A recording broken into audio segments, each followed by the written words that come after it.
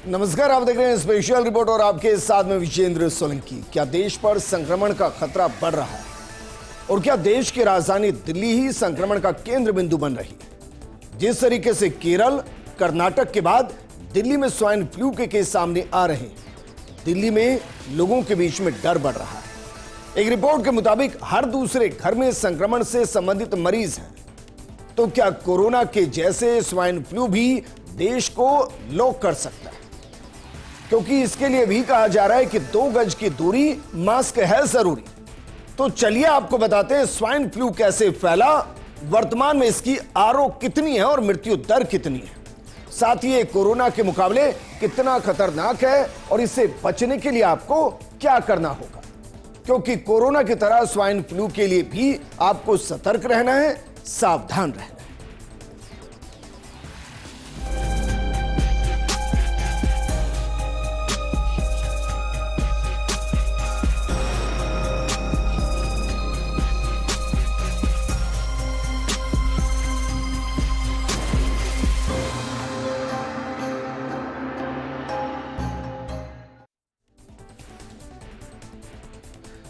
सबसे पहले तो जरा ये देखिए कि स्वाइन फ्लू के सबसे ज्यादा मामले किन स्टेट्स के अंदर आ रहे हैं और क्यों देश के लिए थोड़ी सी अलार्मिंग सिचुएशन है। जरा इन आंकड़ों पर गौर फरमाइए और देखिए।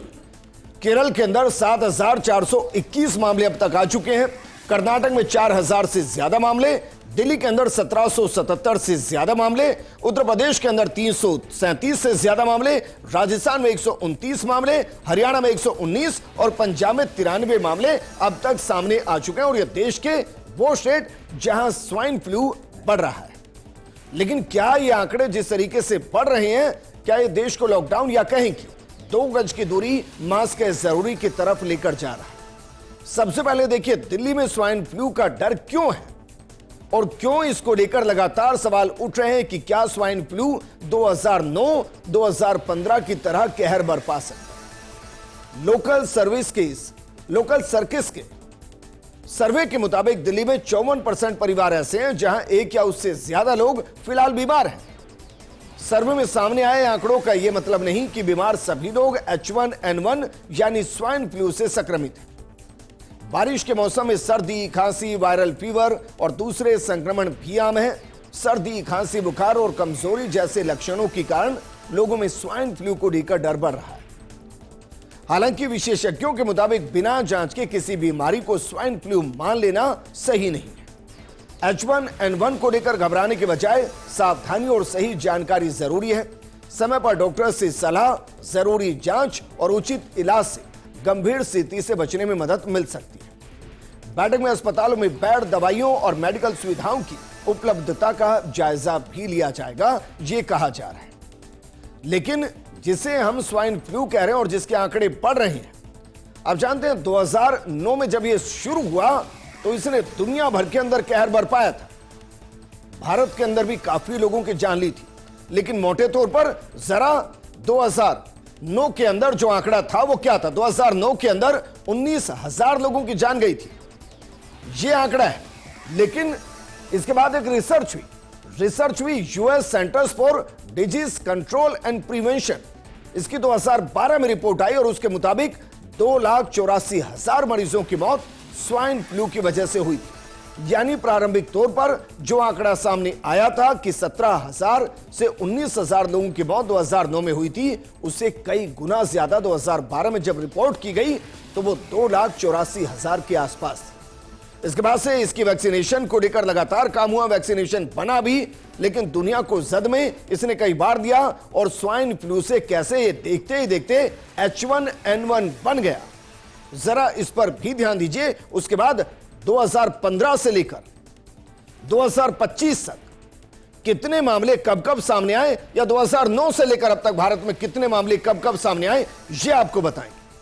दुनिया को जद में लिया है स्वाइन फ्लू से कैसे H1N1 बना, क्योंकि 2009 में इसी वायरस के चलते पूरी दुनिया में महामारी फैली थी। WHO के मुताबिक उस समय करीब 19,000 लोग मारे गए थे। हालांकि WHO के आंकड़ों के विपरीत असली संख्या कई गुना ज्यादा थी, जिसके बारे में हमने आपको बताया। 2009 में इंसानों में इसकी पहचान सबसे पहले मैक्सिको के अंदर हुई। हालांकि ये सुअरों में पहले से फैल रहा था और इसीलिए इसे स्वाइन फ्लू नाम दिया गया। बाद में WHO ने इसका नाम इन्फ्लुएंजा H1N1 रख दिया, क्योंकि देखा गया कि ये इंसानों के बीच में फैलना शुरू कर चुका है और वर्तमान में भी ऐसा ही हो रहा है। तो कैसे आप इससे बच सकते हैं? कैसे तेजी से स्प्रेड कर रहा है? इसका आरोग्य कितना है? इसकी मोर्टेलिटी रेट के साथ डेथ रेट कितना है? ये सब आपको बताएंगे। लेकिन भारत में क्योंकि कई राज्य ऐसे हैं जहां बहुत तेजी से स्वाइन फ्लू के मरीज सामने आ रहे हैं, तो देखिए भारत में 2009 से लेकर 2025 तक के आंकड़े क्या कह रहे हैं। जरा अंदाजा लगाइए कि साल कितनी मौतें हुई हैं। 2002 के अंदर 981 मौतें, 2010 में 1763, 2011 में 75, 2012 के अंदर 405, 2013 में 699, 2014 के अंदर 218, 2015 में 2990 लोगों की मौत स्वाइन फ्लू की वजह से हुई, H1N1 की वजह से हुई। 2016 के अंदर 265 लोगों की मौत H1N1 की वजह से हुई, जबकि 2017 में 2270 लोगों की जान गई, 2018 में 1103, 2019 में 1218 लोगों की जान H1N1 की वजह से गई, 2020 में 44, 2021 में 10, 2022 में 410, 2023 में 129, 2024 में 347 और 2025 में सिर्फ 14 लोगों की जान H1N1 की वजह से गई। लेकिन ये 14 का आंकड़ा भी हमारे लिए इसलिए ज्यादा क्योंकि बाकायदा इसका वैक्सीन अवेलेबल है, उसके बावजूद जान गई है। कुल आंकड़ा अगर देखें तो 12,941 लोगों की जान H1N1 की वजह से 2009 से लेकर 2025 के बीच में सिर्फ भारत के अंदर गई है। और जानते हैं स्वाइन फ्लू जो वायरस है उसके भी दो सब टाइप्स हैं, उसके दो टाइप्स हैं, और वो दो टाइप्स में से कौन सा ज्यादा खतरनाक है जरा एक नजर इस पर भी डालते हैं। और देखिए सबसे पहले इन्फ्लुएंजा ए और दूसरा क्या है इन्फ्लुएंजा बी। इन्फ्लुएंजा ए के अंदर H1N1, H3N3 और H5N1 ये तीन सब टाइप्स हैं और इसके अंदर से H1N1 जो है वो सबसे ज्यादा खतरनाक और फिलहाल देश के अंदर जिस स्वाइन फ्लू की बात की जा रही है वो H1N1 ही है।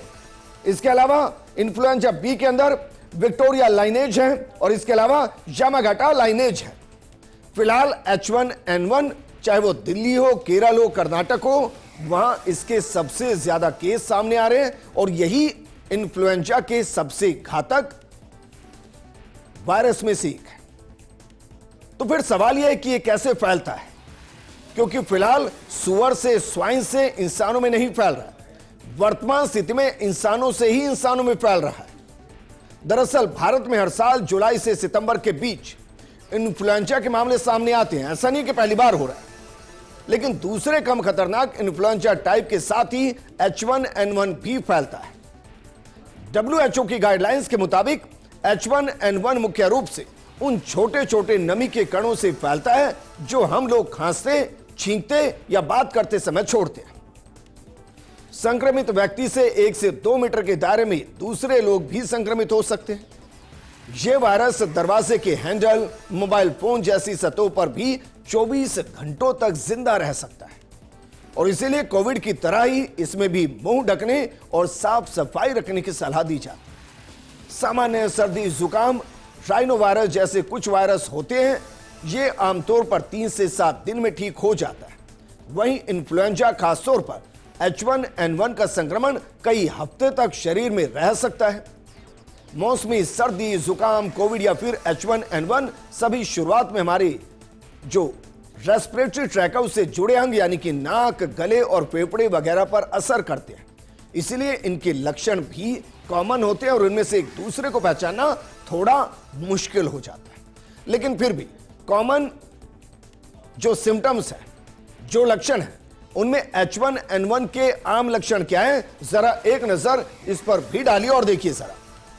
आलस आएगा, भूख की कमी रहेगी यानी कि आपको भूख कम लगेगी, आपको खांसी होगी, गले के अंदर लगातार खराश बनी रहेगी, उल्टी की शिकायत हो सकती है, दस्त की शिकायत हो सकती है, जोड़ों के अंदर दर्द हो सकता है, मांसपेशियों के अंदर दर्द हो सकता है, नाक बहना हो सकता है, आपको बुखार हो सकता है और सिर में दर्द बना रह सकता है। अब आप कहेंगे ज्यादा से ज्यादा तो सारे आपको जो वायरल बीमारी है उसमें भी होते हैं, यकीनन होते हैं, लेकिन इससे आगे की स्टेज के अंदर H1N1 आपके रेस्पिरेटरी ट्रैक को अटैक करता है। इसलिए जो कॉमन लक्षण आपको दिखाई दे रहे हैं ना, ये कॉमन लक्षण कब गंभीर बीमारी को आमंत्रित कर दे, इसलिए हम आपको बता रहे हैं कि जब आपके अंदर ये लक्षण दिखाई दे तो उसी वक्त आप डॉक्टर से मिलिए, अपनी जांच कराइए और इलाज को शुरू कीजिए।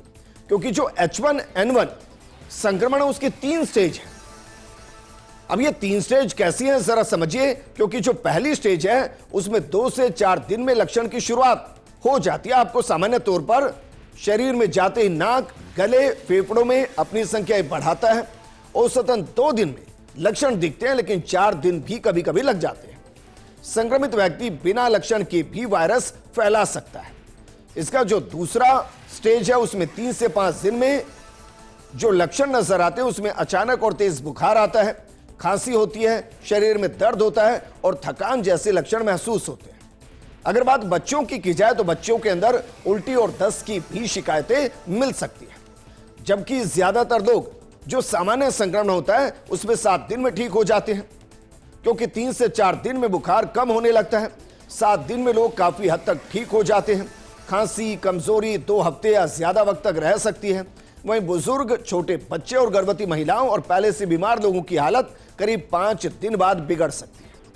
उनको निमोनिया और मल्टी ऑर्गन फेल्योर हो सकते हैं, जान भी जा सकती है। और इसलिए हमने शुरुआत में आपको 2009 से और 2025 के बीच का वो आंकड़ा बताया जहां H1N1 जानलेवा साबित हुआ और 12,000 से ज्यादा लोगों की जान उसने ले ली। लेकिन भारत में कितना जानलेवा H1N1 रहा है, जरा इस पर भी नजर डालिए। क्योंकि ये जो आंकड़ा हम आपको दे रहे हैं यह बेहद महत्वपूर्ण है। यह आंकड़ा है 2009 का, जब पहली बार इसको डिटेक्ट किया गया था। उस दौरान जो मृत्यु हुई थी वो 1700 हुई थी। कुल मामले 20,000 के आसपास देश भर के अंदर आए थे, यानी कि मृत्यु दर जो थी वो 8.5% थी। इसका मतलब 100 में से 8.5 लोग उपचार के दौरान बच नहीं पाए थे और वो H1N1 का शिकार हो गए थे। आप जानते हैं 8.5 ये जो अभी हम कोरोना से निकल कर गए हैं ना, उससे कहीं ज्यादा है। क्योंकि कोरोना के दौरान जो मृत्यु दर थी वो 2.5% थी। हालांकि यह भी सच है कि वैक्सीन बनने के बाद जो H1N1 की मृत्यु दर है वो 1% और इससे भी कम रह गई है। और यानी कि वैक्सीन के बाद पूरे तरीके से स्थिति बदल गई है। बहुत ज्यादा डरने की जरूरत नहीं है, लेकिन अगर हालात बिगड़ते हैं तो जानलेवा साबित हो सकती है। लोगों में वैक्सीन के चलते इसके खिलाफ एक इम्यूनिटी बन चुकी है, यह सच है। एक बार संक्रमण होने पर वैक्सीन लेने के बाद शरीर में कुछ इम्यूनिटी बनी रहती है और इसलिए अब यह उतना खतरनाक नहीं है। हालांकि पहले से बीमार बुजुर्ग और कमजोर इम्यूनिटी वाले लोग इससे बीमार हो सकते हैं। H1N1 फेफड़े या नाक और गले के अलावा शरीर के बाकी अंगों पर असर डालता है। यह शरीर में सूजन बढ़ाता है, दिल के धड़कने की रफ्तार बढ़ाता है, यानी कि जो हार्ट बीट है वो बढ़ जाती है। जिन लोगों को पहले से दिल से जुड़ी समस्याएं हैं, जिनको अस्थमा है, डायबिटीज है या HIV है, उन्हें दिल का दौरा पड़ने का खतरा हो सकता है। बुजुर्गों और बच्चों में बुखार, डिहाइड्रेशन, ऑक्सीजन की कमी हो सकती है, इससे भी हार्ट फेलियर हो सकता है। H1N1 के कुछ दुर्लभ मामलों में मायोकार्डिक्स यानी कि दिल की मांसपेशियों में सूजन आ सकती है। इसीलिए डॉक्टर्स H1N1 के मरीजों में दिल से जुड़े लक्षणों पर गौर करते हैं। सीने में दर्द होना, सांस लेने में तकलीफ होना, पैरों में सूजन होना या फिर तेजी से दिल का धड़कना। इसे सिर्फ फ्लू का असर समझकर नजरअंदाज नहीं करना चाहिए और यह सिम्टम अगर है तो तुरंत डॉक्टर के पास जाना चाहिए, क्योंकि इलाज डॉक्टर ही करेगा। तो इलाज क्या है, चलिए हम आपको यह भी बताते चलते हैं। हालांकि हम जो इलाज आपको बता रहे हैं उसे आप घर पर सीधा नहीं लेना है। आपको पहले डॉक्टर को दिखाना है, उसके बाद इस इलाज को लेना है या जो डॉक्टर प्रिस्क्राइब करे उस हिसाब से दवाई लेनी है। स्वस्थ लोगों में मौसमी फ्लू का इन्फेक्शन करीब 1 हफ्ते में खुद ही ठीक हो जाता है। इस दौरान बुखार और खांसी वगैरह की दवाएं भी ली जा सकती है। इसके अलावा मौसमी फ्लू की वैक्सीन भी आती है। ऐसी ट्राइवेलेंट वैक्सीन भी है जो H1N1 और H3N2 और इन्फ्लुएंजा बी के इन्फेक्शन को कवर करती है। यह वैक्सीन अच्छा काम करती है और ज्यादा बीमार होने का जोखिम कम करती है। छोटे बच्चों को सरकारी गाइडलाइंस के मुताबिक सभी टीके लगवाने चाहिए। हालांकि इसका इलाज मरीज के लक्षणों और बीमारी की गंभीरता पर निर्भर करता है। इलाज में आमतौर पर पर्याप्त आराम करना, खूब पानी पीना और अन्य फ्लूइड लेना, बुखार और दर्द के लिए डॉक्टर की सलाह से दवा लेना और गंभीर मामलों में अस्पताल में भर्ती हो रहने की जरूरत भी पड़ सकती है और उस पर आपको डॉक्टर की सलाह से ही काम करना है।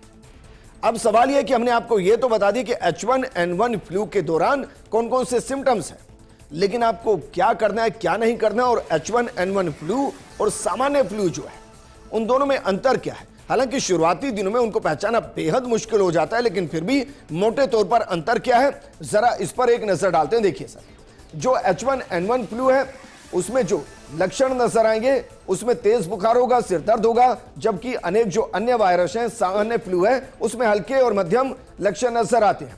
जो कॉम्प्लिकेशन है और रिस्क ज्यादा होता है, सामान्य फ्लू के अंदर रिस्क कम होता है। जो जांच है जिसके जरिए आप H1N1 का पता लगा सकते हैं वो RT-PCR टेस्ट है, जबकि सामान्य फ्लू के अंदर बहुत ज्यादा टेस्ट की जरूरत नहीं होती। रिकवरी जो 10 से 12 दिन से ज्यादा समय लग सकता है H1N1 में, लेकिन अगर आप सामान्य फ्लू से ग्रसित हैं तो 5-7 दिन के अंदर सुधार आने लगता है और आप सामान्य दिनचर्या का हिस्सा बन जाते हैं। चलिए अब हम आपको बताते हैं कि अगर H1N1 से आप शिकार होने से बचना चाहते हैं तो फिर आपको क्या क्या करना है।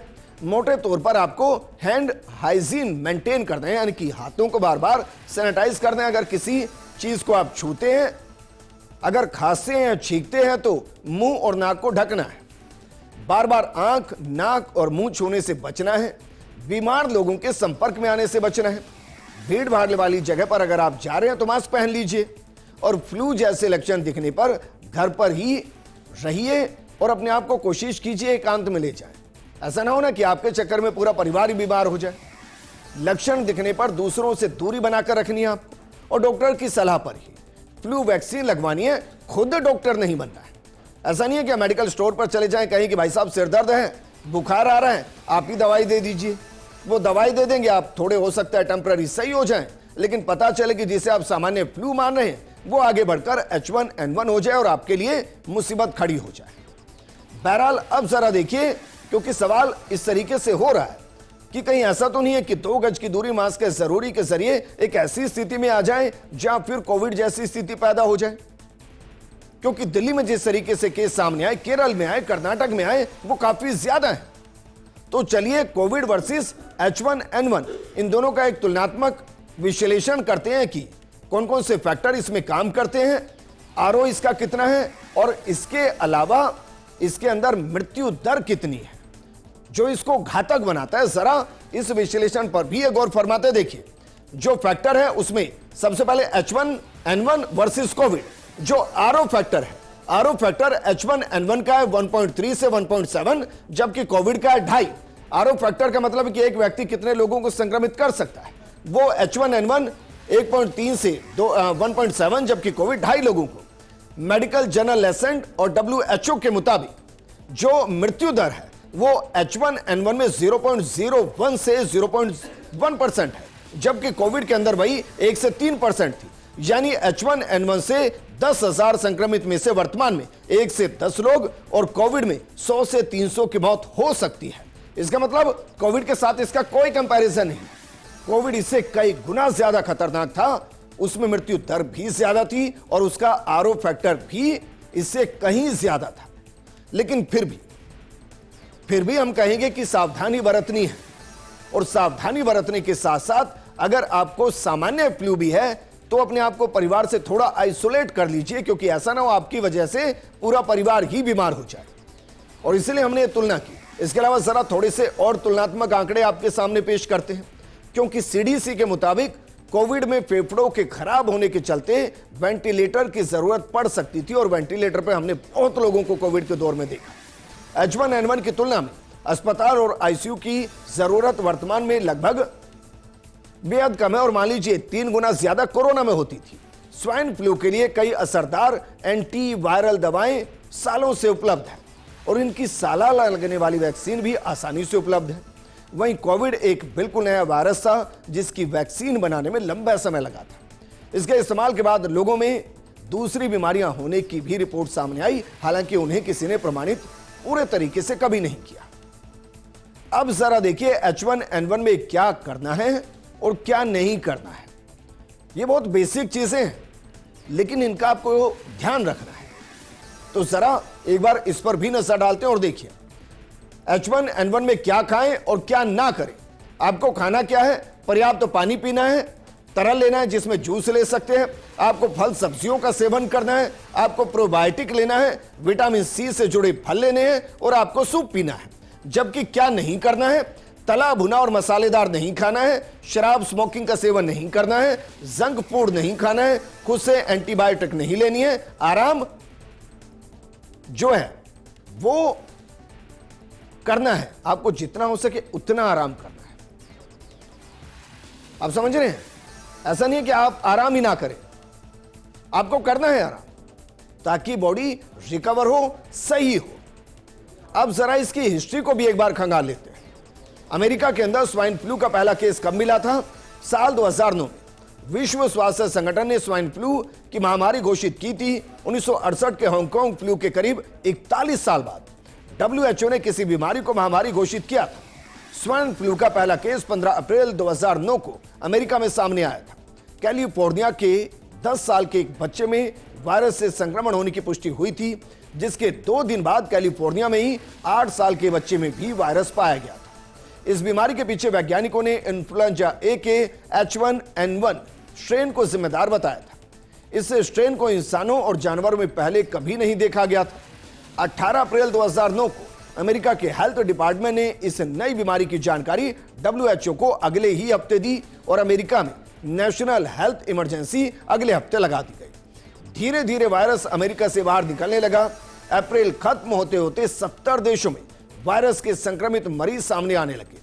विशेषज्ञों के मुताबिक अगले 1 साल में ही स्वाइन फ्लू ने दुनिया भर में 1.5 लाख से ज्यादा लोगों की जान गई। सिर्फ अमेरिका में इस वायरस से 12,000 से ज्यादा लोगों की जान गई थी। मरने वालों में 80% लोगों की उम्र 65 साल से कम थी, यानी बुजुर्ग इस वायरस के कहर से बच गए थे। विशेषज्ञों का मानना है कि H1N1 वायरस पहले भी लोगों में फैला था और इसीलिए वायरस के संपर्क में बुजुर्ग लोग पहले आ चुके थे और उनके शरीर में एंटीबॉडी बन गई थी। अक्टूबर 2009 तक दुनिया को इसकी वैक्सीन मिल गई थी। वैक्सीनेशन की बदौलत वायरस का फैलना कम हुआ और नए केस भी कम हुए। 10 अगस्त 2010 को WHO ने इस बीमारी को महामारी की श्रेणी से हटा दिया और यह वायरस एक सीजनल फ्लू की तरह आम लोगों के अंदर अभी भी फैलता रहा है। लेकिन इस दौरान जानते हैं 2 गलतियां बड़ी होती हैं जिनको बार बार दोहराया जाता है। ये 2 गलतियां कौन कौन सी हैं जो हम आपको बता रहे हैं और आपको नहीं करनी है? जरा एक नजर इस पर भी डालिए और देखिए। जो पहली गलती हम करते हैं, हर मरीज को घबराकर गंभीर मान लेते हैं और उसके लिए फिर ऐसे ऐसे फैसले लेते हैं जो उसके हित में नहीं होते। दूसरी गलती हम क्या करते हैं? गंभीर लक्षणों को सामान्य फ्लू समझकर टाल देते हैं या फिर सामान्य तरीके से उसका ट्रीटमेंट करने की कोशिश करते हैं और उससे स्थिति ज्यादा गंभीर हो जाती है। इसलिए ये 2 गलतियां आपको नहीं करनी। वैसे हम आपको बता रहे हैं इसकी वैक्सीन मौजूद है, इसका जो आरओ है वो बेहद कम है, इसमें मृत्यु दर ना के बराबर है। लेकिन 2009, 2015 और इसके कई साल ऐसे हैं जहां ये घातक साबित हुआ है। इसलिए 2 गज की दूरी, मास्क है जरूरी और इसके साथ सुरक्षा ही बचाव है। सावधान रहिए, सतर्क रहिए और अपने परिवार का ख्याल रखिए। इस प्रोग्राम में फिलहाल इतना ही। बने रहिए फर्स्ट इंडिया न्यूज के साथ, क्योंकि खबरों का सिलसिला लगातार जारी है। नमस्कार।